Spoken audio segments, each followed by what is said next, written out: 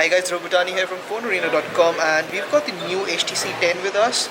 This was just launched in India today, though it's been announced worldwide for quite some time now. We're going to do a quick walkthrough around the hardware of the phone, and we'll have the full review for you shortly. So to start it off, we've got a 5.2-inch Full HD display. This is an IPS panel, a super IPS LCD panel, which HTC has kind of become known for. The colors are pretty muted, and there's definitely not as vibrant as what you would see on an AMOLED display from Samsung, but the display looks really nice. The viewing angles are great. At the bottom we've got the home button. It's a capacitive key which also doubles up as the fingerprint reader, and on the top we've got the earpiece accompanied by the front-facing camera on the side. This is a 5 megapixel unit. The earpiece also doubles up as a loudspeaker, which is basically part of Boom Sound 2.0. You don't get dual stereo speakers over here, but sure, I mean, HTC claims that this is equally loud. We'll test that out. We'll test that claim in our full review once we get our hands on a unit of the phone. Moving on to the right hand side, you will get access to the power button.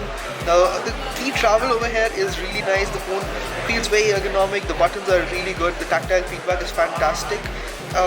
Not so much on the volume rocker, which is pretty thin to say the least. Over on the left hand side of the phone, you just get access to the slot. So the phone has both a SIM card slot and a micro SD card slot, so you can expand storage on this device. We haven't really opened it up yet, so we don't know which slot this one is particularly. At the bottom is a USB Type-C charging port, and the phone does support fast charging as well.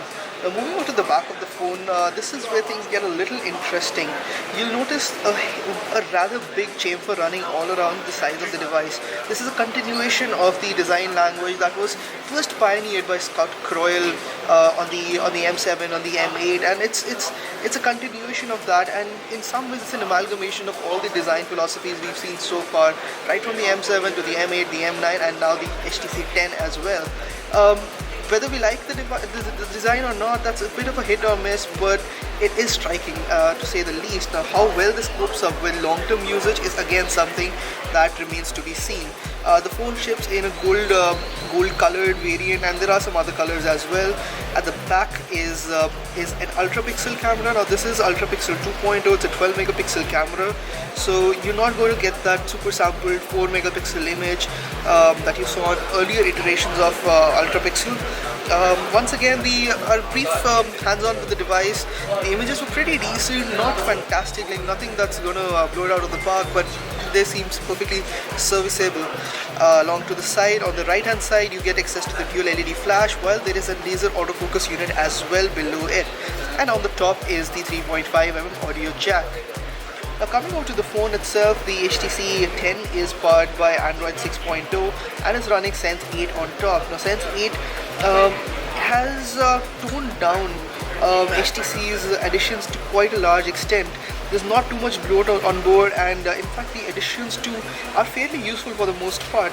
You still get access to Blink Feed, which wherein you can add your favorite news channels, you can add your favorite social networks, and you'll get access to all the latest notifications from there in an integrated manner. Beyond that, at first glance, there's nothing that really stands out.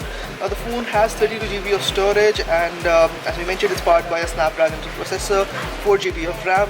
So let's take a look at what's the amount of storage that's available at first boot. So yeah, diving into the storage app, you'll see that there's about 23 GB of storage available. Now this phone has been used for a bit, and in fact a couple of apps have been installed on it, so it's possible that the storage which you get out of the box might be a little bit higher than that, but around 24-25 GB of free storage is what you should expect from this device, and it does have expandable storage as well, so that's something to be fairly happy about. The phone also has a 3000 mAh battery, and as we mentioned, it charges over USB Type-C, and it supports quick charge as well.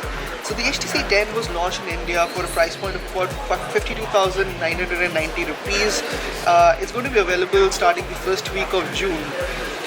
It's really competing with the likes of the Samsung Galaxy S7, the S7 Edge, and even the iPhone 6s.